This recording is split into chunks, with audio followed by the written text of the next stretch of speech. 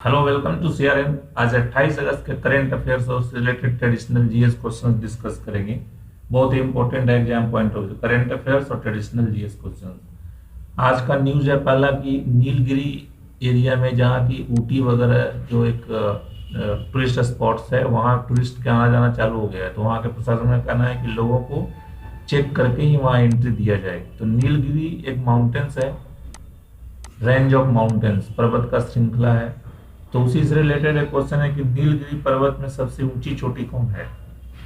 Exam में कई बार पूछे जा चुके हैं। तो नीलगिरी की सबसे ऊंची चोटी है दोदा बेटा, उसका नाम है दोदा बेटा। और दूसरा जो मैंने ऑप्शन दिया है अन्नामुदई। अन्नामुदई एक्चुअली साउथ इंडिया का सबसे हाईएस्ट पीक है, सबसे हाईएस्ट, सबसे ऊंची चोटी साउथ इंडिया का कौन है, तो अन्नामुदई। और दोदा बेटा नीलगिरी पर्वतमाला की सबसे ऊंची चोटी है, नीलगिरी माउंटेन की सबसे ऊंची चोटी है। अगला क्वेश्चन है आज के जो एक न्यूज है कि 11 साल की लड़की जो एमपी की है, कृष्णा गुप्ता, वो 12th क्लास की एग्जाम दे रही है। तो एमपी स्टेट के सबसे यंगेस्ट लड़की हो गई है जो 11 साल की अवस्था में कृष्णा गुप्ता 12वीं की एग्जाम दे रही है। तो साइकोमेट्रिक टेस्ट इसका जब किया गया था, उसके आईक्यू लेवल 150 पाया गया। किसी भी की आईक्यू लेवल इंटेलिजेंस कुशिएंट, आईक्यू का फुल फॉर्म होता है इंटेलिजेंस कुशिएंट। तो आईक्यू लेवल 150 पाया गया। तो इसी से रिलेटेड क्वेश्चन की जो एवरेज ह्यूमन काइंड है, एवरेज मैन काइंड होते हैं, उनकी बुद्धि स्तर क्या होती है, आईक्यू लेवल क्या होता है। तो एवरेज मैन काइंड का जो आईक्यू लेवल है 90 से 110 के बीच में होता है, इसको एवरेज बोलते हैं। और ये जब 110 से 120 के बीच में किसी का होता है तो हाई एवरेज, और 120 से 130 के बीच में तो सुपीरियर बोलते हैं, और 131 से ऊपर है तो वेरी सुपीरियर। तो वेरी सुपीरियर के कैटेगरी में इस लड़की की आईक्यू लेवल है। और एवरेज मैन के आईक्यू लेवल 90 से 110 के बीच में होता है। अब इसी से रिलेटेड जो साइंस के क्वेश्चंस हैं कि जैसे ह्यूमन ब्रेन है, इधर इस साइड से फेस करता हुआ है, तो राइट साइड की ब्रेन है, ये लेफ्ट साइड की ब्रेन है। तो राइट साइड की ब्रेन का ये फंक्शन है, ये सारे फंक्शन राइट ब्रेन से होता है, और ये सारे फंक्शन जो लिखे हुए हैं लेफ्ट ब्रेन से होता है। ये साइंस में कई बार क्वेश्चन पूछे जा चुके हैं। जैसे हम लोग साइंस, मैथ, ये सब रीजनिंग के सवाल ये सब जो करते हैं, या लॉजिकल थिंकिंग, जितने भी चीज़ें जितने होती है, analytical thinking and logic thinking, science और मैथ के क्वेश्चन, ये सारे लेफ्ट ब्रेन प्रोसेस करता है, द लॉजिकल चीज़ें। और दूसरा, लेफ्ट ब्रेन क्या करता है कि जितने भी आर्ट की चीज़ें हैं, कला और संगीत, म्यूजिक, ये सब सारे जो 3D फॉर्म से सब राइट ब्रेन का ये क्या हमने आर्ट से संबंधित, कला से संबंधित राइट ब्रेन, और इंटेलिजेंस से संबंधित साइंस और मैथ और लॉजिकल से संबंधित लेफ्ट ब्रेन। और एक चीज़ और इसमें स्पेशल खास ध्यान देने वाली बात है कि राइट हैंड को लेफ्ट ब्रेन कंट्रोल करता है, और लेफ्ट हैंड को राइट साइड का ब्रेन कंट्रोल करता है। ये आपको ध्यान रखना है कि राइट साइड को कंट्रोल, राइट हैंड को लेफ्ट ब्रेन करता है, और लेफ्ट हैंड को राइट ब्रेन करता है। ये इंपॉर्टेंट है, बहुत इंपॉर्टेंट है। आज का अगला जो न्यूज है कि जो अरुणाचल प्रदेश की जो विधानसभा है, जो 60 सदस्यीय विधानसभा है, वहाँ उन्होंने एक प्रस्ताव पारित किया है और अपने कंट्री को संविधान की 6ठी अनुसूची में शामिल करने की डिमांड किया हुआ है। तो संविधान के 6ठी अनुसूची में शामिल होने से होता क्या है कि इसमें पावर हो जाता है कि वहाँ के राज्यपाल जो गवर्नर होते हैं, कुछ एरिया को ऑटोनोमस ट्राइबल एरिया डिक्लेयर कर देते हैं, ऑटोनोमस स्वायत्त जनजातीय एरिया घोषित कर देते हैं कुछ एरिया। उससे क्या होता है कि उस एरिया को स्पेशल पावर मिल जाता है और वहाँ के खुद के लोकल कानून बनाने का अधिकार प्राप्त होता है। तो वो वही राज्य कर सकते हैं जो कि संविधान की 6ठी अनुसूची में शामिल है। अभी 4 स्टेट संविधान के 6ठी अनुसूची में शामिल है। तो एक अरुणाचल प्रदेश है जो 5वां स्टेट, वो डिमांड कर रहा है कि हमें भी संविधान की 6ठी अनुसूची में शामिल किया जाए। ये तो हो गया न्यूज।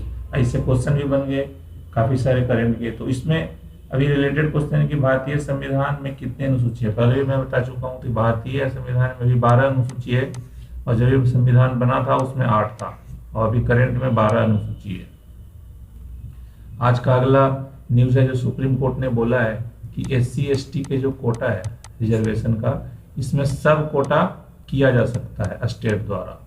ये सुप्रीम कोर्ट का कहना है। ध्यान से सुनना, सुप्रीम कोर्ट ने ये बोला है कि जो SC/ST के आरक्षण का कोटा है उसके अंदर अलग अलग जाति के कैटेगराइज करके अलग अलग तरह से डिफरेंशिएट करके आरक्षण दिया जा सकता है। मान लिया कि 16% आरक्षण है SC/ST को, तो 16% आरक्षण में वो बोलेगा कि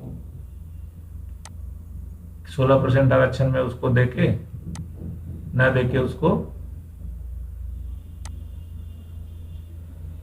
इस तरह से जो बातें की जा रही है,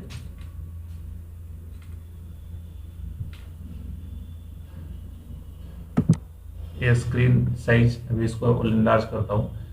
तो संविधान सुप्रीम कोर्ट ने बोला था कि इसको SC/ST के कोटा को ये जो अपना स्टेट है उसको अलग अलग सब कोटा में डिवाइड कर सकती है, ये सुप्रीम कोर्ट का कहना है। ऐसे प्रावधान ये है कि पार्लियामेंट के अलावे अभी तक जो सुप्रीम कोर्ट का प्रावधान का, तो SC/ST के जो रिजर्वेशन है उसमें किसी तरह के हम छेड़छाड़ नहीं कर सकते। और इससे रिलेटेड होगा और एक जो है संविधान के आर्टिकल 341 और 342 में SC/ST के रिजर्वेशन का लिस्ट या जाति का लिस्ट लिखा हुआ है। आर्टिकल 341 में SC और आर्टिकल 342 में ST का लिस्ट, जातियों का लिस्ट है, उसको सेंट्रल लिस्ट बोलते हैं। अभी से रिलेटेड क्वेश्चन है कि किसका कंसेंट रिक्वायर्ड है SC/ST में किसी भी जाति को शामिल करने या किसी भी जाति को उस लिस्ट से बाहर निकालने का, तो ये पार्लियामेंट का अधिकार क्षेत्र है। कोई भी स्टेट नहीं कर सकता, पार्लियामेंट ही किसी SC/ST को इंक्लूड कर सकते हैं और उसको इस लिस्ट से बाहर किया जा सकता है। आज का अगला जो न्यूज है, उसने सेंटर ने जैसे कल GST काउंसिल की मीटिंग थी, तो कल ही मैंने बताया था GST काउंसिल क्या होता है कि GST स्ट्रक्चर का सबसे अपेक्स बॉडी है, इसके अध्यक्ष वित्त मंत्री होते हैं और इसके सदस्य राज्यों के वित्त मंत्री होते हैं। तो कल मीटिंग थी, तो उसमें सेंटर ने बोला है कि जो एक कंपनसेशन करने के बाद स्टेट जो कर रहे हैं GST का, तो उन्होंने सेंटर ने सुझाव दिया है कि स्टेट को RBI से बोरो करना चाहिए, रिजर्व बैंक ऑफ इंडिया से उधार लेके अपने जो कमियां हैं रेवेन्यू की दूर करनी चाहिए।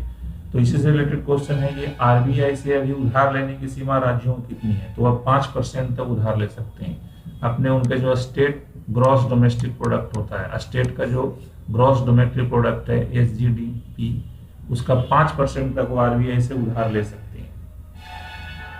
आज का अगला न्यूज है कि बीजेपी कर्नाटक में जो बीजेपी का एक MLC है, मेंबर ऑफ लेजिस्लेटिव काउंसिल, उन्होंने टीपू सुल्तान की प्रेज किया है, टीपू सुल्तान को बड़ाई किया है, उसको सॉइल ऑफ द सन बताया है टीपू सुल्तान को। तो बीजेपी के जो हाई कमांड है इसको क्रिटिसाइज किया है, क्योंकि बीजेपी टीपू सुल्तान को एक बायगॉट मानती है। वो बहुत बड़ा धर्मांध था जो कि हिंदू और क्रिश्चियन जो धर्म के लोग थे उसको सताया करता था अपने राज्य में और मुस्लिमों को बढ़ावा देता था। इसी तर्क के आधार पर बीजेपी टीपू सुल्तान के जयंती का भी विरोध करती है कर्नाटक में और इसका घोर विरोधी है। लेकिन बीजेपी के MLC ने ये बयान दिया है तो उसको भी उनका विरोध का सामना करना पड़ रहा है हाईकमांड से। तो अभी इसी से रिलेटेड क्वेश्चन है कि टीपू सुल्तान कहाँ मारा गया था, ये बहुत ही इंपॉर्टेंट क्वेश्चन है, कई बार एग्जाम में पूछे जा चुके हैं। तो टीपू सुल्तान अंग्रेजों के साथ लड़ता हुआ श्रीरंगपट्टनम की लड़ाई में मारा गया। श्रीरंगपट्टनम की लड़ाई में 1799 में श्रीरंगपट्टनम की लड़ाई हुई थी, उसमें टीपू सुल्तान की मारा गया और वो चौथा एंग्लो कर्नाटिक वार 4 हुए थे, तो चौथा एंग्लो कर्नाटिक वार में जो 1799 हुआ था श्रीरंगपट्टनम की लड़ाई में टीपू सुल्तान मारा गया, यहाँ के किला की रक्षा करता हुआ। यही हिस्ट्री का क्वेश्चन हो गया। आज का अगला न्यूज है कि जो भारत के जो पीयूष गोयल है कॉमर्स मिनिस्टर, तो उन्होंने बोला है कि भारत और आसियान को जितने भी गैर टैरिफ नॉन टैरिफ जो बाधाएं हैं उनको दूर करना चाहिए और आपस के व्यापार को बढ़ावा देने की कोशिश करनी चाहिए। तो इससे रिलेटेड क्वेश्चन है कि आसियान जो संगठन है उसके कितने सदस्य राज्य हैं, तो आसियान संगठन के 10 सदस्य राज्य हैं और इसके हेडक्वार्टर इंडोनेशिया के जकार्ता में इसका हेडक्वार्टर है आसियान का, और इसके 10 सदस्य देश हैं। अब आसियान को जो ज्योग्राफिकल मैप पे देखेंगे तो आसियान कंट्री मिलेगा, this is our country India, और इंडिया से जो इस तरफ से association of south east nation उसका फुल फॉर्म है, तो साउथ ईस्ट एशिया ये है, तो ये सब सारे जो पीले कलर से आप देख रहे हो ये सब कंट्री हैं जो कि आसियान के सदस्य राष्ट्र हैं, 10 हैं। लाओस है, Myanmar, Thailand, Malaysia, Singapore, Indonesia, Brunei, Cambodia, Philippines और वियतनाम। और इंडोनेशिया के जकार्ता में इसका हेडक्वार्टर है। तो इंडिया और भारत के व्यापार के सिलसिले में ये बात कही गई थी। आज का अगला जो न्यूज है, insurance regulatory and development authority of India IRDAI, ये चेयरमैन है सुभाष सी खुंतिया। ये करंट अफेयर के क्वेश्चन हो गए। तो इन्होंने बोला है कि जो बीमा करता जो कंपनियां हैं उनको जॉब लॉस या इनकम लॉस का भी बीमा करने का एक रास्ता ढूंढना चाहिए। ये सुभाष सी खुंतिया जो IRDA के चेयरमैन है उनका बयान है। IRDA का हेडक्वार्टर हैदराबाद में है। IRDA का हेडक्वार्टर हैदराबाद में। तो इसी से रिलेटेड क्वेश्चन कि भारत की सबसे पुरानी बीमा कंपनी कौन सी है, कई बार एग्जाम में पूछे जा चुके हैं।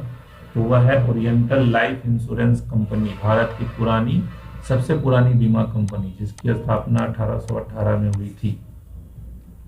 आज का नेक्स्ट न्यूज है जो टॉप सीड है US open badminton lawn tennis के सबसे जो टॉप प्लेयर अभी है वो है नोवाक जोकोविक, जो सर्बिया कंट्री के खिलाड़ी हैं। लॉन टेनिस के अभी टॉप सीड है, टॉप प्लेयर, टॉप रैंक उनको मिला हुआ है। तो अभी US ओपन चालू होने वाला है, तो उसमें वो खेलने वाले हैं, जिसमें ओपनिंग मैच बोस्निया के खिलाड़ी दामिर के साथ उनके होने वाला है। इसी से रिलेटेड क्वेश्चन है कि US ओपन चैंपियन के अभी वर्तमान जो चैंपियन खिलाड़ी कौन है, वो है राफेल नडाल। US ओपन की जो वर्तमान लॉन टेनिस का जो ओपन होता है US ओपन, उसके वर्तमान चैंपियन राफेल नडाल है। राफेल नडाल कौन से कंट्री से हैं, तो राफेल नडाल ये आपके इससे ये नोवाक जोकोविक सर्बिया कंपनी है, और राफेल नडाल सबसे वर्ल्ड नंबर 1 खिलाड़ी हुए हैं।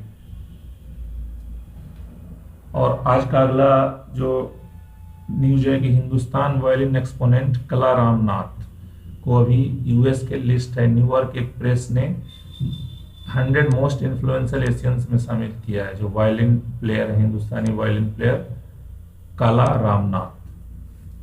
रामनाथ को इस लिस्ट में शामिल किया गया। तो भारतीय वायलिन के भगवान किसे बोला जाता है, who is called God of Indian violin.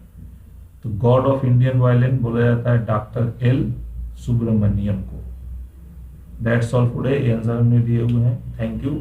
And इस तरह से रिलेवेंट क्वेश्चन डिस्कस करते हैं जो करंट अफेयर के साथ साथ आपको ट्रेडिशनल GS की भी तैयारी करते हैं। Thank you. Subscribe, likes and forward to your friends.